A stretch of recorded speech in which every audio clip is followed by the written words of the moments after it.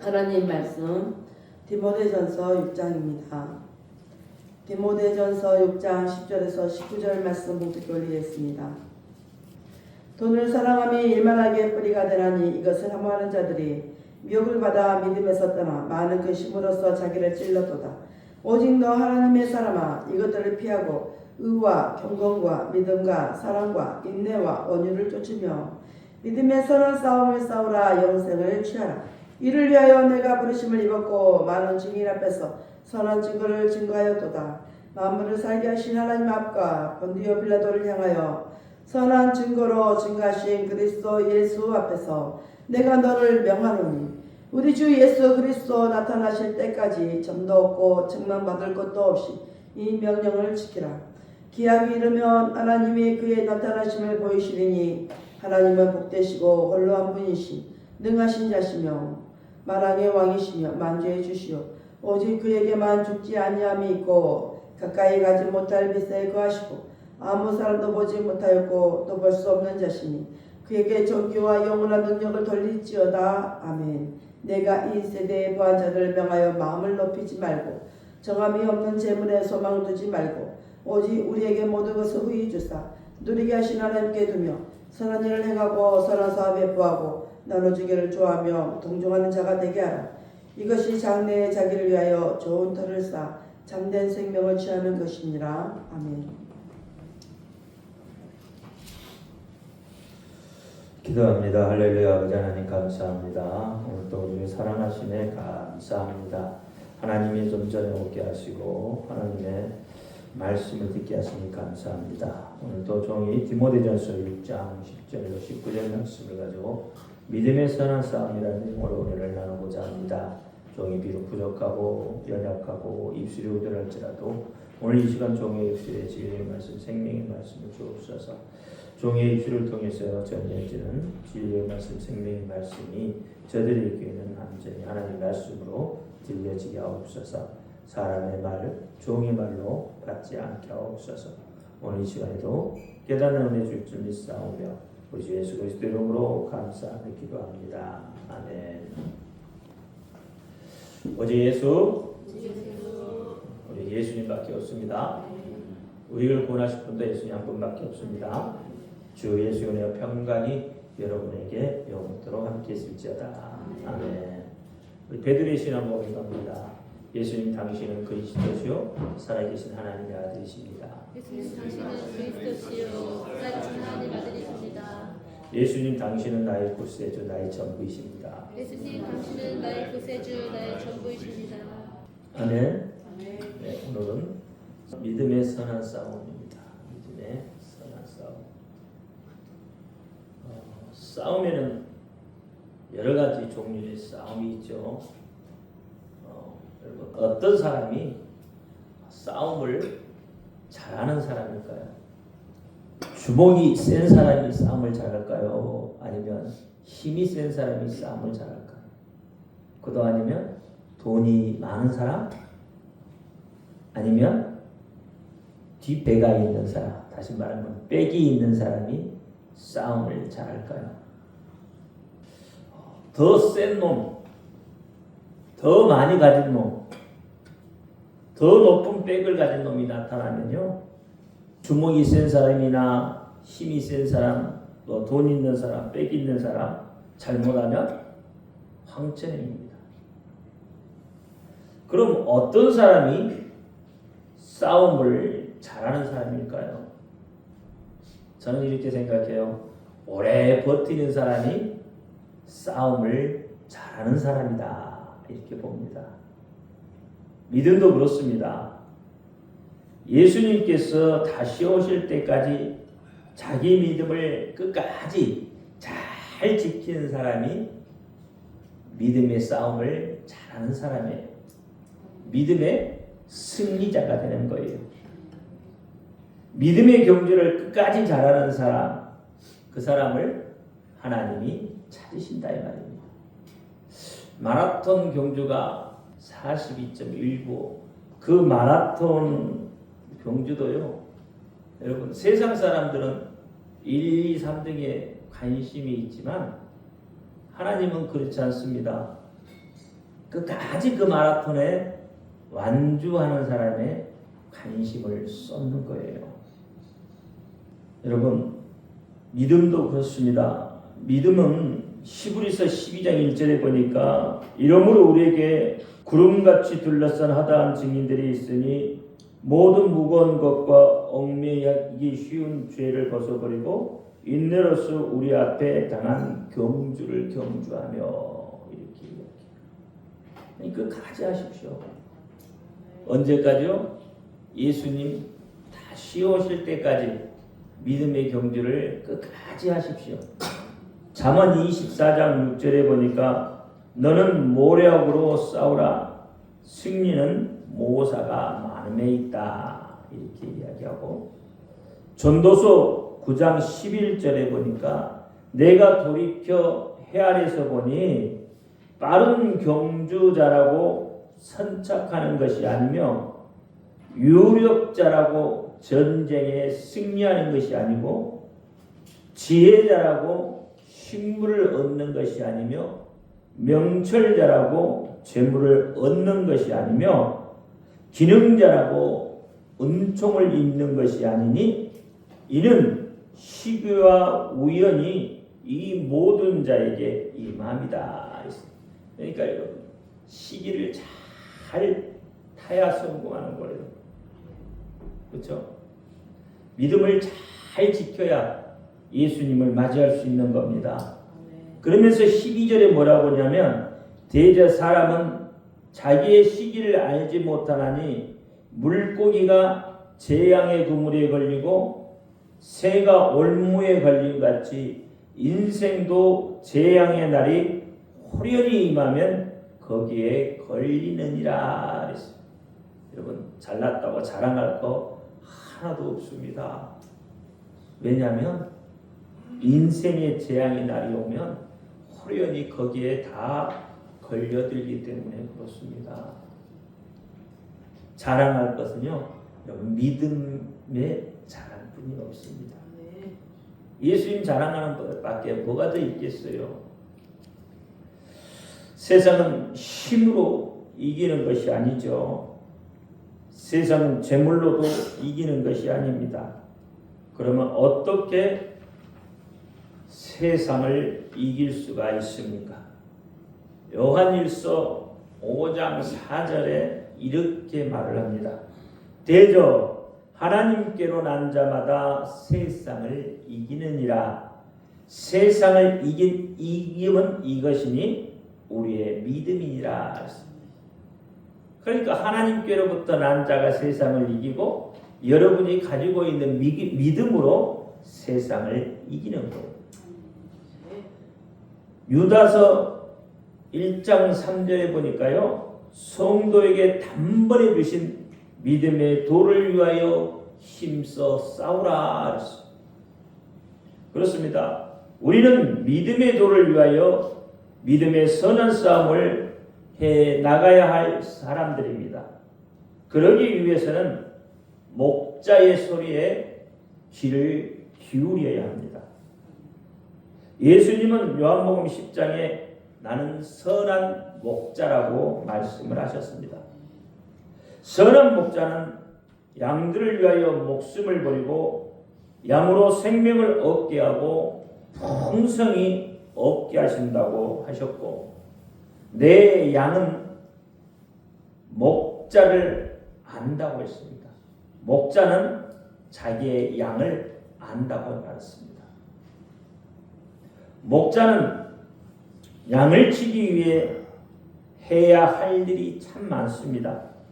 그 중에서도 가장 중요한 일이 무엇이냐면 목초지를 돌보는 것이죠. 목장으로 성공하느냐 실패하느냐, 그것은 얼마나 좋은 목초지를 갖고 있느냐에 따라서 결정이 된다고 볼 수 있죠.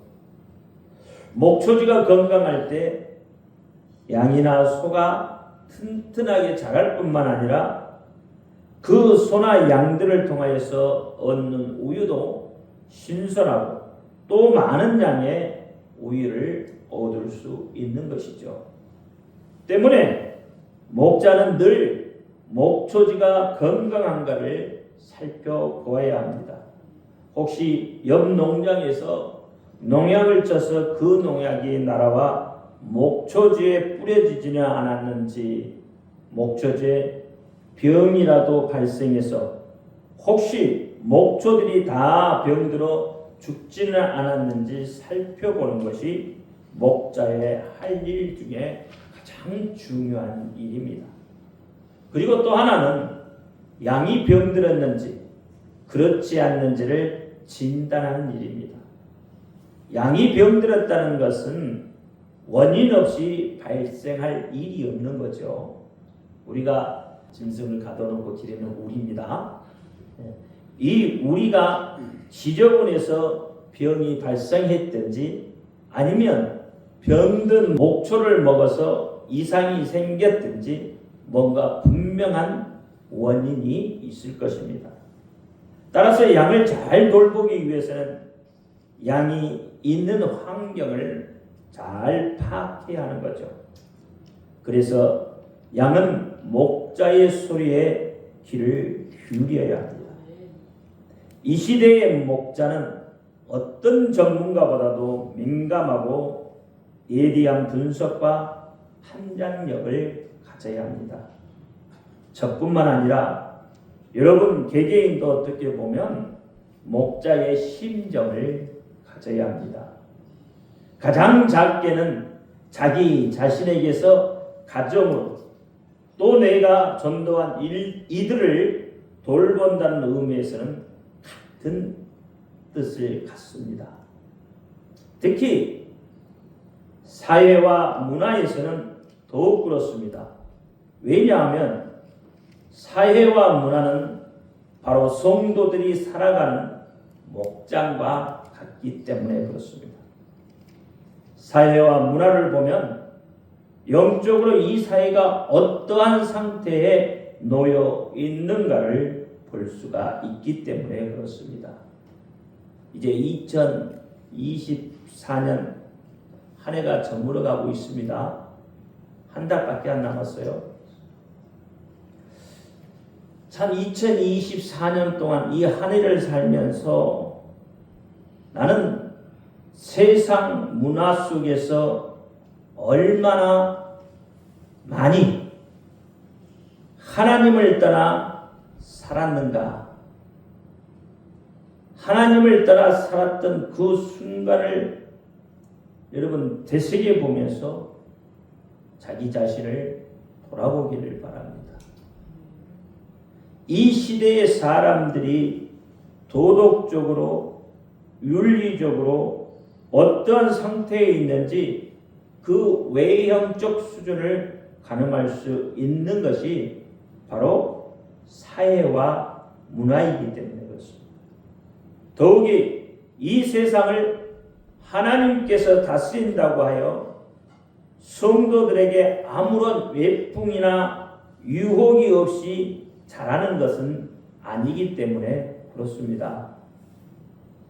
이 세상은 성도들에게 있어서 사단의 유혹과 시험이라는 힘든 싸움을 해야 하는 것입니다. 때문에 목자는 이 땅의 영적 상태가 어떠한지를 판단해서 성도들에게 가야 할 바른 길을 제시해 줄 수 있어야 하는 거죠. 베드로후서 3장 17절에 그러므로 사랑하는 자들아 너희가 이것을 미리 알았음즉 무범한 자들의 미혹에 이끌려 너희의 굳센 데서 떨어질까 삼가하라 그랬어요. 여러분 무엇이 여러분을 힘들게 하고 있습니까? 여러분 무엇이 여러분을 미혹하고 있습니까? 여러분 모르는 것 같죠? 여러분 다 알고 있어요. 애써 모른 척 할 뿐이고요. 애써 그 사회에 동화될 뿐인 거예요. 야고보서 1장 14절에 오직 각 사람이 시험을 받는 것은 자기 욕심에 끌려 미혹됨이다. 이렇게. 그래서 시험을 하나님께 받는다고 하지 말라고 하는 겁니다. 결국은 시험은 누구에게서부터 오는 거예요? 자기 욕심 때문에 시험이 오는 거예요. 자기 욕심 때문에 시험이 든다 이 말이에요. 히브리서 3장 10절에도 그러므로 내가 이 세대를 노하여 가로되 저희가 항상 마음이 미혹되어 내 길을 알지 못하는도다. 우리 마음이 미혹되니까요. 진리의 길이 무엇인지를 알지 못하고 있는 거예요. 여러분 눈이 가리는 거예요. 오늘 본문 6장 10절에 뭐라고 했어요? 같이 한번 봐요. 시작. 돈을 사랑하니 일만하게 뿌리가 되나니 이것을 사모하는 자들이 미혹을 받아 믿음에서 떠나 많은 근심으로 자기를 찔렀도다. 돈이 나쁜 것은 아니죠. 근데 어떻게 해요? 그 돈이 여러분 돈을 너무 사랑하다 보니까 미혹받아요. 미혹받으니까 어떻게 해요? 믿음에서 떠나게 되고 근심이 여러분에 쌓이게 되고 그래서 여러분 자신을 찌르게 되는 거예요. 이 땅은 내적 싸움에서 승리하는 것으로 만족할 수 없는 것이죠. 이 땅은 하나님께서 지으신 땅이고 하나님의 나라가 이곳에서 이루어져야 하는 땅이기 때문에 그렇습니다. 다시 말하면 내적인 신앙과 외적인 삶의 영역에서 모두 승리할 수 있어야 한다는 거예요. 그러면 영적인 삶과 육적인 삶에서 승리하려면 어떻게 해야 합니까? 여러분 성경만 보면 모든 싸움에서 승리할 수 있을까요? 물론 성경에서 하나님의 뜻을 깨닫고 그 뜻을 실현할 수 있는 안목과 힘을 얻습니다. 때문에 의식이 없이 그냥 종교적으로 성경을 바라보지 말고 하나님의 뜻을 이루기 위해서 말씀을 묵상해야 되는 거예요. 그래야 말씀이 내게 능력이 된다 이 말입니다. 그래야 성경은 실탄과 같이 내게 힘이 되는 거예요. 이 실탄은 사용하는 것이 바로 세상이라는 것입니다. 그런데 실탄을 바로 사용하려면 세상의 정보를 정확하게 꿰고 있어야 합니다. 왜냐하면 정보 없는 전쟁에서는 승리할 수 없기 때문에 그렇습니다.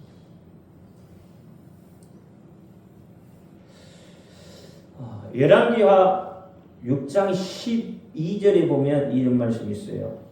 그 신복 중에 하나가 가로되 우리 주 왕이여 아니로소이다. 오직 이스라엘 선지자 엘리사가 왕이 침실에서 하신 말씀이라도 이스라엘 왕에게 고하니라 했어요. 여러분 이 말이 뭐죠? 아람 왕이 전쟁을 일으키면 진단 말이에요. 왜 저냐? 왕이 침실에서 하는 이야기까지도 누가 안 한다고요? 엘리사가 안다는 거예요. 그만큼 뭐예요? 정보가 새 나간다는 거예요. 그러니까 전쟁에서 질 수밖에 없다는 거예요. 그걸 이야기하는 거예요. 근데 그 정보를 누가 가르쳐줘요? 하나님께서 엘리사에게 가르쳐주고 있는 거예요. 그런데 어떻습니까? 세상은 많은 부분에서 이미 사단에게 장악되어 있습니다. 요한복음 14장 30절에 이후에는 내가 너희와 말로 많이 하지 아니하리니 이 세상 임금이 오겠습니다. 그러나 저는 내게 관계할 것이 없다. 예수님께서 이제는 말을 많이 하지 않겠다는 거예요. 왜? 말해도 듣지 않으면 그렇죠? 말 많이 할 필요가 없는 거예요.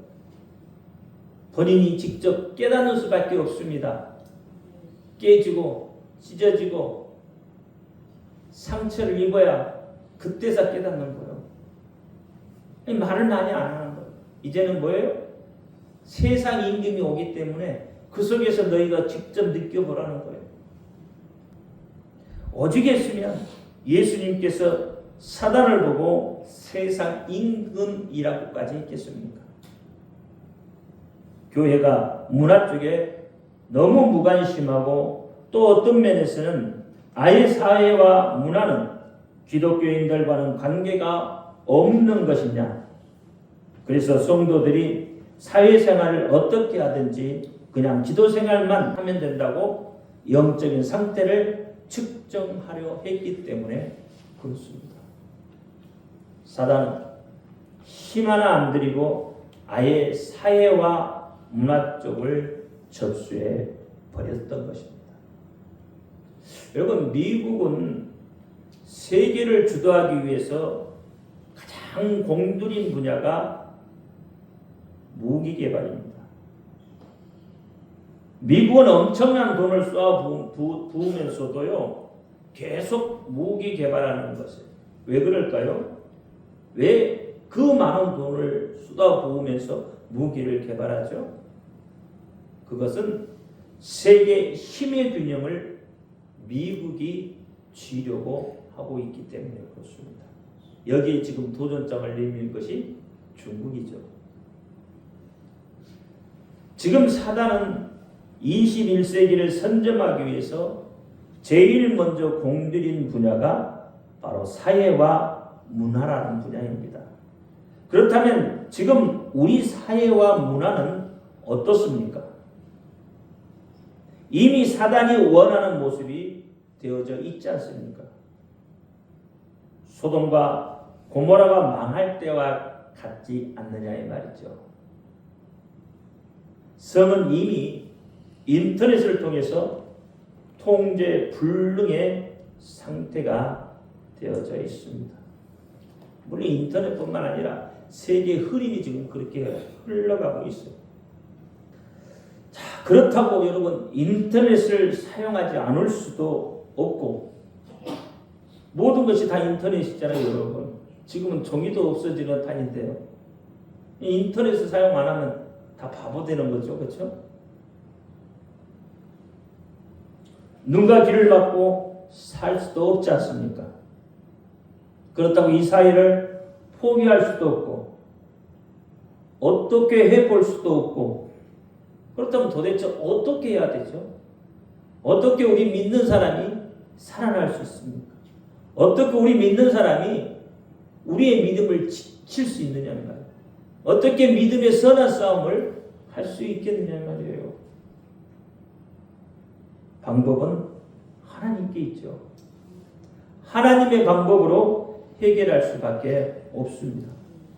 우리가 할 수 있는 방법은 딱 하나밖에 없어요. 뭐죠? 기도. 저는 너무 잘 알고 있죠? 말 안 해도 알아. 기도밖에 없다는 거. 해답은 기도인데, 그렇다면 어떻게 기도하느냐 하는 거죠. 여러분, 지금 성도들이 기도하지 않습니다. 어떻게 보면요, 기도하는 방법을 잃어버리고 있는지도 모르겠어요. 기도의 능력, 기도의 힘을 망각하고 있어요. 왜 하나님께서 기도하라고 말씀하시면서 기도하는 것이 하나님의 뜻이라고까지 이야기해요. 이건 데살로니가전서 5장 17절에 뭐라고 그랬죠? 쉬지 말고 기도하라. 그러면 18절에 뭐라고요? 이는 너희를 향하신 하나님의 뜻이니라. 이 기도하는 것이 하나님의 뜻이에요. 왜 기도하라고 했을까요? 왜? 하나님이 왜 기도하라고 하셨냐면, 여러분에게 그것이 내 뜻이다, 너희가 기도하는 게 내 뜻이다고 하신 이유가 어디에 있느냐 이 말이죠. 기도하면 하나님께서 길을 내시겠다는 거예요. 기도하면 하나님께서 그 길을 열으시겠다는 거예요.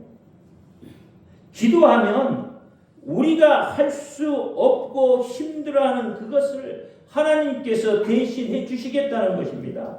우리가 나아갈 수 있게 그 길을 열어주시겠다는 거예요. 그 길을 열어놓으시겠다는 거예요. 그 방법을 가르쳐 주시겠다는 거예요.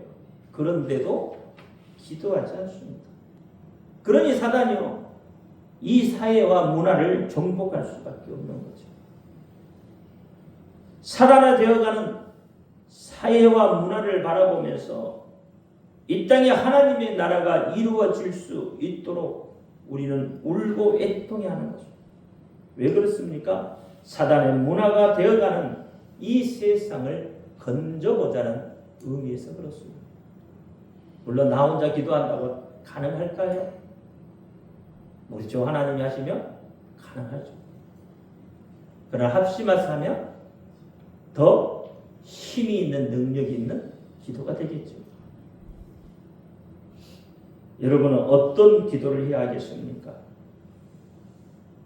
일신의 안위와 평안만을 위해서 기도하시겠습니까? 아닙니다. 여러분 이웃도 돌아보고 헐벗고 굶주린 이들을 껴안고 같이 울어주고 예수의 이름으로 세워주고 예수의 이름을 선포하고 예수의 이름의 증인이 되도록 그렇게 기도해야 됩니다. 우리가 이 사회 속에 살면서 그 문화의 옷을 입고 그 문화로 정신까지 지배당하며 지금 살고 있습니다.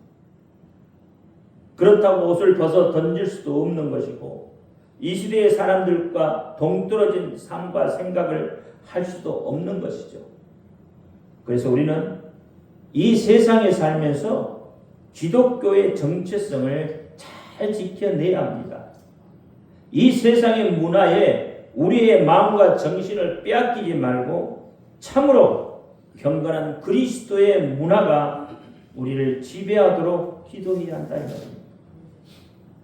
벌거벗은 수치를 당하지 않도록 그렇게 해야 돼요. 여러분 계시록 3장 말씀을 한번 보시죠.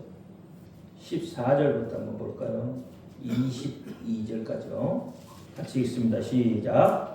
라오디아게아 교회의 사적에 편지하기를 아멘이시오 충성되고 참된 증인이시오 하나님의 창조의 근본이 이가 가라사대 내가 내 행위를 아노니 내가 찾은지도 아니하고 돕지도 아니하도다 내가 찾은지 돕든지 하기를 원하노라 내가 이같이 미지근하여 돕지도 아니하고 찾지도 아니하니 내 입에서 너를 토하여 내치리라 내가 말하기를 나는 부자라 부요하여 부족한 것이 없다 하나 내 공고한 것과 가난한 것과 가난한 것과 눈먼 것과 벌거벗은 것을 알지 못하는 것 내가 너를 원하노니 내게서 불로 연단한 금을 사서 부요하게 하고 흰 옷을 사서 입어 벌거벗은 수치를 보이지 않게 하고 안약을 사서 눈에 발라 보게 하라 물은 내가 사랑하는 자를 책망하여 징계하노니 그러므로 내가 열심을 내라 회개하라 볼지어다 내가 문 밖에 서서 두드리노니 누구든지 내 음성을 듣고 문을 열면